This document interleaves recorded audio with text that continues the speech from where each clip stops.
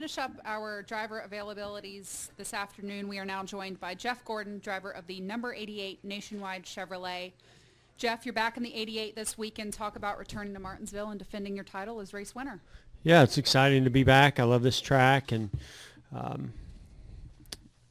obviously amazing memories from this race last year. And I guess there was a part of me that wasn't sure if I wanted to to come back and take away from that. But at the same time, I've always said if there's one track that I feel like I could get back in the car and feel comfortable and competitive, it's this track. And so for that, I'm happy that I'm here, and it's been a good day so far. I feel like the car has pretty good speed and the comfort's there, and just working on the balance and having fun. All right, we'll go ahead and open it up to questions. We'll start up front with Tom and then go to Bob. I'm close enough. There we go. Hey, Jeff, Tom Jensen, foxsports.com. Jimmie was in here earlier. He said he's going to lean on you more this weekend than before because your cars are being built in the same shop and you have more in common. How are you guys going to work together? And as good as you both are, is there upside for you guys to help each other? Well, there's certainly upside. I mean, anytime you can, tap into your teammates and, look at their data and just have those conversations, it's beneficial. And I feel like we've always worked well together. But like you said, just a little bit about how the 5 and the 24, just the slight differences of some of the things they may do to build their cars versus the 48 and 88. I mean, they're built in the same chassis shop, and certain parts of the body are hung the same, but once they go into the shop, there's just some slight things that they may do a little bit different. I feel like my car feels very similar to a 24 car that I've driven in the past. Has good comfort, just good, good speed, and just doing a lot of the things that I like. So, I've been joking this year about when like at Dover, I finally get to drive a Jimmie Johnson, Chad Knaus car and setup, and so I was looking forward to that. Well, same thing, is the case here. But yeah, because of that, it allows us to really share more information, have more discussions, and obviously, we want him to win the championship, and this is a great track for him. So is Texas, so is Phoenix. So 3 great chances for them to get to Homestead, and we'll do everything we can to work with him and also with our other teammates to try to come out of here with really good finishes, and then I'm super focused on myself on what I can do. So I'm going to be tapping into those guys as well because I'd love to get these guys a great finish. If this is my last race. All right, we'll go to Bob and then all the way to the back to Mark. That kind of was my question. Should I write that this is probably your last race, possibly your last race, maybe, definitely? Bob, your guess is as good as mine. I can promise you I had no intentions of this happening, but here I am. So never say never is all I know what to say. I really don't think that I'll be getting back in the Cup car again, but go ask Rick Hendrick. That really has more to do with him than anything else. I mean, I hope in the future that the drivers don't have a situation like what we have with Junior where they need somebody to fill in for him. But this little bit of experience has been kind of good for me, good for the organization, and we've had a little bit of fun with it as well. So if I had to do it, then certainly I would, but I don't anticipate it. All right, we'll go to Mark and then back up front to Jeff. Way back in the back row. Jeff, sort of alluding to what you were talking about here, possibly your last race, hopefully your last race, whatever. How do you look back on these 8 races that you have filled in with Dale Jr. when you basically thought at Homestead last year this is probably it, and not only was it just a race, but it turned out to be an 8-race swing? Yeah, I mean, I go back to the original conversations with Rick and Doug Ducart and Marshall Carlson and talking about going to Indianapolis, and of course, there wasn't much hesitation for me when that occurred because I mean, I love Indianapolis, and track has been amazing. And honestly, Indianapolis didn't end well for me last year. So, you know, I didn't hesitate one bit, but it was a tall challenge. You know, when I got there, it was tough, really, really tough, and things didn't go as well, you know, as any of us had hoped. So, you know, I didn't plan on going to Pocono and some of the other tracks, but at the same time, I was sort of, I realized that just jumping back in it was, you know, I needed more laps, I needed more experience if I was going to give them a better result. So, you know, I was kind of happy to do more. Sad about the situation, but you know, if they needed me, I wanted to do a little bit more to get more comfortable with the team and the cars, and I wanted to drive the cars with less downforce this year and see what it was like. It does me a lot of good when I get back in the Fox booth, you know, to kind of connect those dots, and was a great experience. So, you know, each time I've been in the car, I feel like I've gotten better and better of giving, you know, the feedback that they need. It was nice to get that top 10 at Dover. I'm hoping we get a little bit better, you know, a little bit more here. All right, we'll go to Jeff, Kenny, and then Barry. Putting on your analyst hat for a minute, what do you think the chances are of Jimmie getting number 7 finally this year, and what do you think the chances are of Kyle Busch pulling off a repeat? Well, I mean, we did a show, you know, with Fox and Race Hub this week, and you know, I had to go off of a prediction that I made before the season started, that I did with Larry McReynolds and Mike and DW, and that was, you know, I basically wrote down Kyle Busch. I mean, I felt like coming off of last year, strong as JGR cars are, still I just feel like, you know, they're going to be really, really tough to beat at Homestead. But you know, I also didn't anticipate the 48 being you know, as good as they've been since the chase started, and with this new format, I think his Achilles was that second round, and by him getting through the second round and being in this round, this is like an excellent opportunity for him. So I feel very confident they're going to go to Homestead. If you watch the show, how we narrowed it down to the 4 at Homestead, man, it's so tough to figure out if they can, you know, compete against Harvick and maybe Kyle. I think those are two of the toughest competitors, you know, that they're going to go up against at Homestead, and this is all predictions and things like that, and guesswork.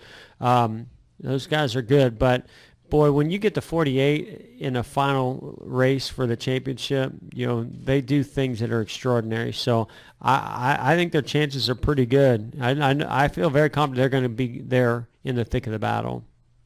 All right, we'll go to Kenny and then Barry. Kenny Bruce with NASCAR.com. Jeff, along the lines of the Jimmie question, as a car owner and a teammate of his for so long, what would it mean to you for him to win the 7th? And what do you think it would mean to the Hendrick organization for him to join Richard and Dale as the only 7-time champions? Well, I mean, I've, you know, firsthand, even when I was up against Dale and Rusty, I mean, Mark Martin was my teammate, so I got a chance to see firsthand just how good he was. But the other drivers that I've competed against, it was always, well, how good is their car? How good is their team? And you always had that question mark. Well, with Jimmie, I know, you know, we're driving similar equipment. I get to see what that team does, you know, every year, and what Jimmie's talents are. So because of that, I think he's the best that I've ever raced against, and possibly the best that there's ever been. Because, I mean, even days where I felt like I had a car that could compete with him, you know, he did extraordinary things to get more out of it, and you know, he's a pretty calm, cool guy, but boy, when you put that helmet on, you get him in the race car, he's just, you know, becomes another person, and takes it to another level. So, you know, he doesn't have to win the 7th to prove that to me, but I also know that stats and numbers mean a lot out there in the world of comparisons, and so, you know, I think that would be great for him to have that, to show the rest of the world that he's one of the best, if not the best. Well, all championships are good. There's never been a bad one that I've known of. I mean, I think it would mean a lot to Rick, but I think it's really more personal to Jimmie. All right, we'll go to Barry and then Jared and finish up with Dustin. Barry Richmond, WAKG Piedmont Broadcasting Corporation. You touched on something I was going to ask you about, and that is a dual role as a driver and an analyst. Could you talk a little bit more about how it has helped you in the booth, and then vice versa, has being an analyst helped you in the car? Well, it helped me being an analyst by getting out of the car, and being fresh out of the car from last year. It gives, just a much better perspective on what's happening, what the drivers are going through, trying to put yourself in their position and seeing things on the track that are happening and understanding what the aerodynamics are like, what the setups are like, what the grip's like.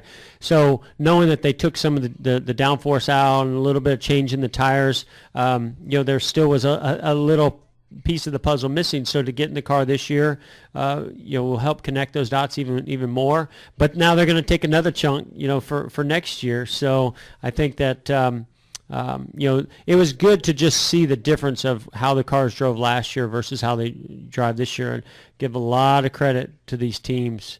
I mean, what they've done, with less downforce, combination of Goodyear and the engineers and crew chiefs that build these race cars. I was pretty shocked that the cars really haven't lost anything. Did you like that better? What's that? Less downforce? I do. I mean, I like it. I think there's some tracks that it's really well balanced out. The tracks that have a little more fall off in the tires, I'd like to see there be a little bit more fall off in the tires than some of the other tracks, and some of the newer surfaces are harder to do that with. But I think it's just continuing to go in the step in the right direction by taking more and more downforce and grip and cleaning up the air around the cars to connect to the cars around them. But, I also know that, at Dover, I thought I was losing too much front downforce when I got close to cars. So there's still some things that need to be worked on there. All right, we'll go to Jared and then finish up with Dustin. Jared Turner, Anthem Media Group. Jeff, just knowing how much Dale Jr. means to the sport and his family's ties to Daytona, his success at Daytona, how big would it be? What would it mean to have him come back during Speed Weeks? Well, I think that it's one track that he's shined at, like you mentioned, his family has.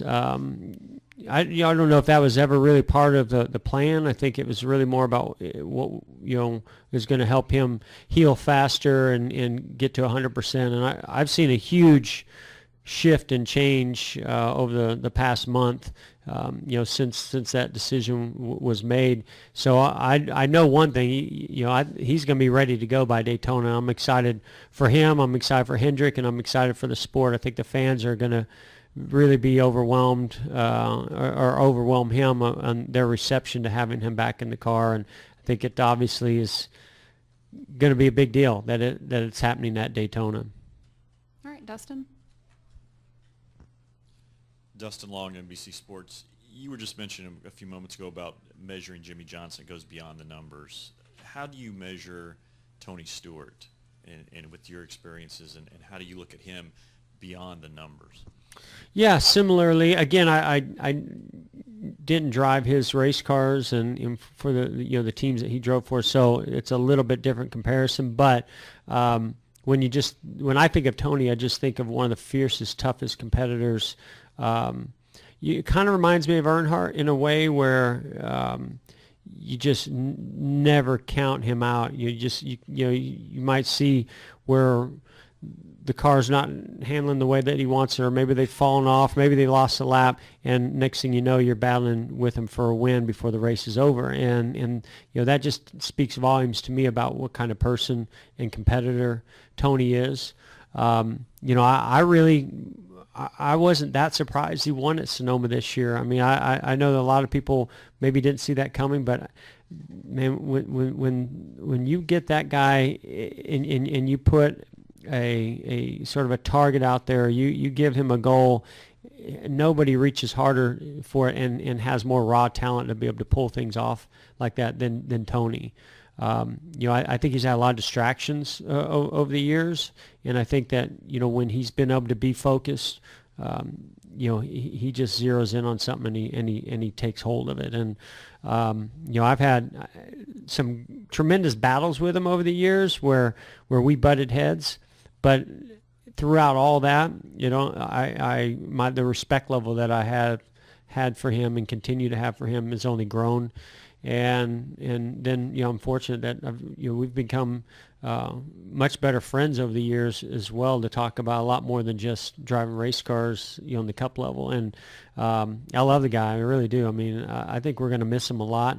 I don't know if we've ever really had anybody like him come into this series, and so it's hard to replace somebody like that. And I think the fans are gonna miss it. I know I will as well. I'm curious, one other thing is, there's been a lot of tremendous accomplishments in the sport. Your Southern 500 wins and championships, so Jimmie winning 5 in a row. But what you talked about with Tony, with how he had that target in 2011 and won half of the 10 chase races, is there a way to put that in perspective? Is that almost in one sense equal, or maybe not as equal as Jimmie winning 5? But where does that rank, or how is there a way to rank something like that? I rank that up there about as high as it gets. I mean, I still think back to that 2011 closing 10 races and just boggles my mind, that pretty much counted himself out of it completely. He didn't even belong in the chase, and then goes and dominates, wins half the races and has to win that final race in a tiebreaker and does it. I think if you could have put a camera on Carl Edwards' face in the closing laps of that race, I think that would have put it in perspective. Yeah. All right, Jeff, thank you, and good luck Thank this you. weekend.